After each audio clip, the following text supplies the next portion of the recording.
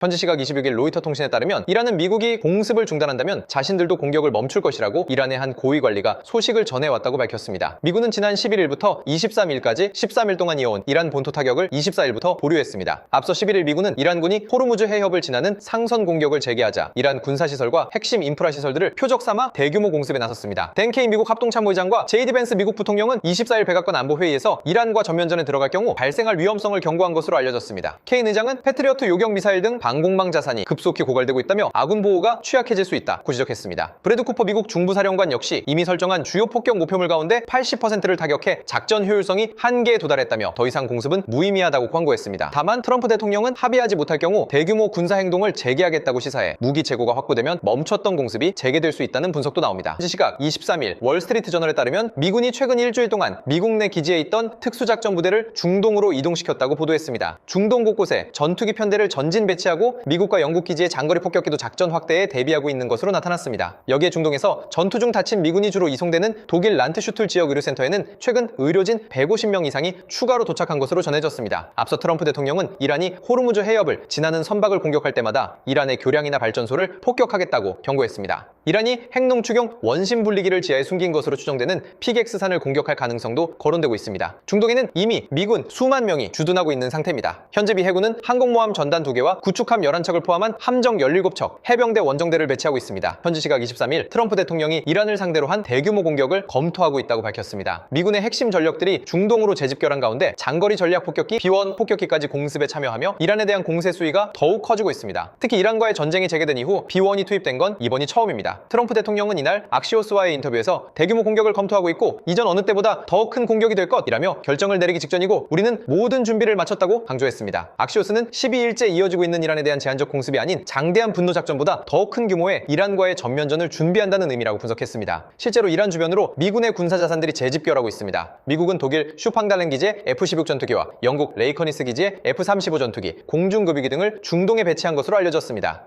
현지 시각 22일 미 중부사령부는 미군은 군 통수권자의 지시에 따라 이란의 군사 목표물에 대한 추가 공습을 개시했다고 밝혔습니다. 그러면서 이번 작전은 이란이 영내 해역을 통과하는 민간 선원과 상선에 위협을 가할 수 있는 능력을 더욱 약화하기 위해 계속될 예정이라고 경고했습니다. 이런 가운데 이스라엘 공영방송 칸은 미국이 수이란의 중폭격기를 동원해 이란의 비밀 핵시설을 타격할 예정이라고 이스라엘에 통보했다고 보도했습니다. 보도에 따르면 미국은 다수의 폭격기로 이란의 지하 핵시설이 구축된 것으로 추정되는 피객스산을 타격할 것으로 보입니다. 피객스산 는 이란의 나탄즈 우라늄 농축시설 인근의 지역으로 요새화한 지하 핵시설이 구축된 것으로 알려졌습니다. 미국이 이스라엘의 공습 계획을 공유한 것은 이란이 미국의 공세에 반발해 이스라엘에 미사일을 발사하는 등 보복 수위를 높일 가능성에 대비하도록 하려는 조치로 보입니다. 현지 시각 21일 트럼프 대통령은 백악관에서 이란의 지하 핵시설인 피객스산을 조만간 공격할 것임을 시사했습니다. 해당 시설은 나탄즈 남쪽 약 1마일 지점에 위치한 지하 핵시설 단지로 이란이 고급 원심 분리기를 조립하기 위해 국제원자력기구에 신고한 장소입니다. CNN은 이스라엘 정보소식통을 인용해 이란이 지난해 12일간의 전쟁 이후 고농축 우라늄 일부와 첨단 원심 분리기를 해당 시설로 옮겼다고 보도했습니다. 하지만 트럼프 대통령은 이란이 원심 분리기를 옮겼다는 기록은 없다고 하면서도 핵물질이 핵심이며 우리는 그 물질을 추적한다고 경고했습니다. 그러면서 아주 가까운 시일 내에 매우 강하게 그 지역을 타격할 것이라며 이란이 이를 막을 방법은 없다고 밝혔습니다. 산악 지형 깊숙이 구축된 핵시설을 무력화하려면 벙커버스터와 정밀유도 무기의 연속 타격이 필요할 것으로 보입니다. 미국의 공격이 현실화될 경우 이란의 핵 개발 능력뿐 아니라 중동 전역의 군사적 긴장도 최고조에 이를 전망입니다. 현지 시각 20일 미 중부사령부는 X를 통해 미 동부 시간으로 이날 오후 4시 최고사령관 지시에 따라 이란을 대상으로 새로운 공습을 개시했다고 밝혔습니다. 이어 이번 공습은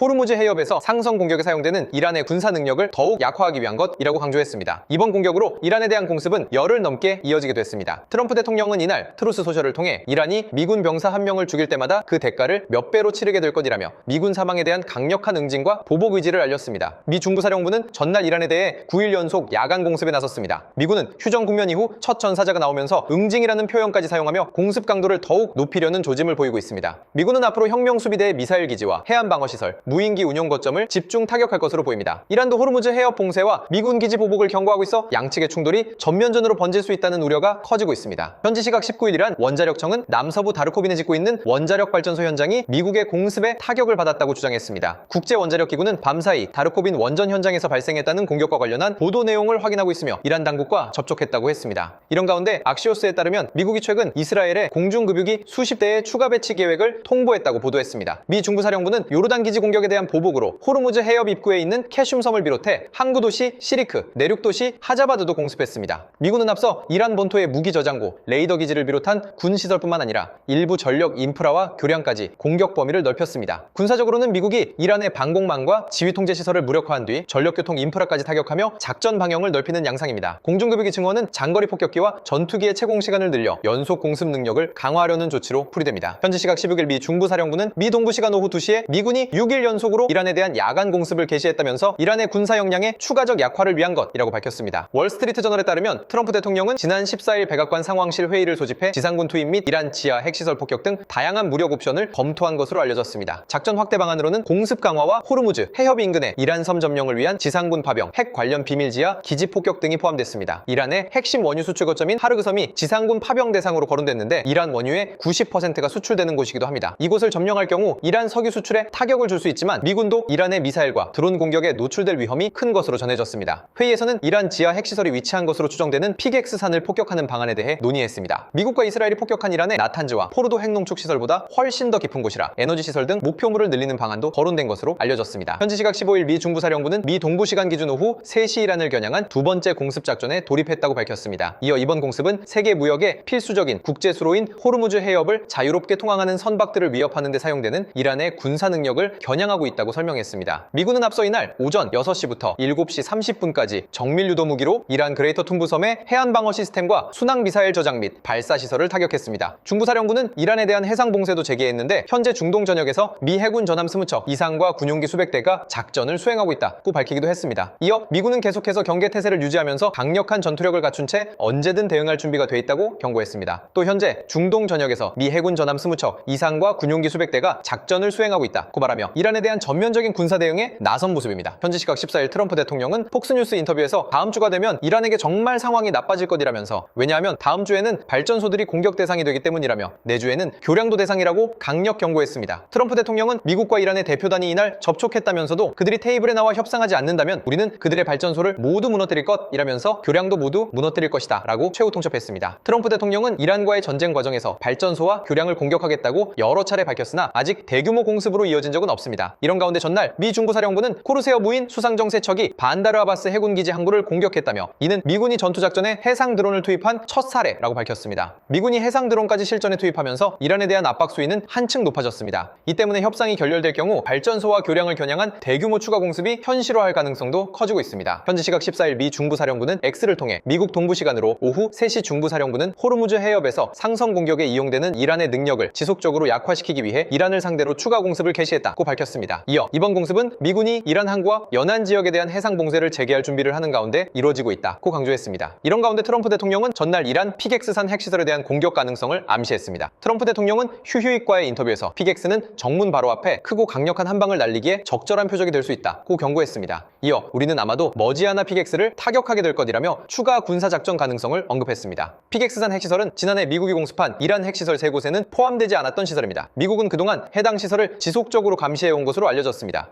피객스산 핵시설은 미국이 보유한 가장 강력한 벙커버스터 폭탄의 타격 범위를 벗어나 있는 것으로 평가되고 있습니다.